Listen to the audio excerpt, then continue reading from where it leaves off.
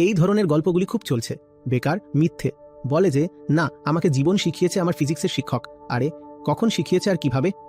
তুমি ক্লাসরুমে জীবন শিখে এলে? এমনটা হয় না।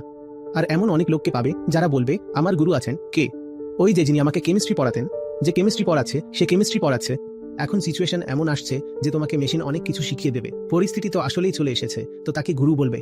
যে সামনে বসে আছে চাম্পু, কম্পিউটার বা রোবট, তাকে বলবে এটাই আমার গুরু, গুরু ব্রহ্মা, গুরু বিষ্ণু।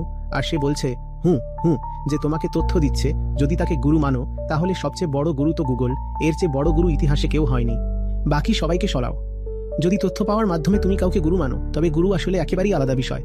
গুরু এবং শিক্ষক মধ্যে ঠিক ততটাই দূরত্ব যতটা গুরু এবং সবজি বিক্রেতা বা গুরু এবং জুতো তৈরি করার ফ্যাক্টরি মালিকের মধ্যে। এসব হচ্ছে কাজ, ধান্দা, রোজগার।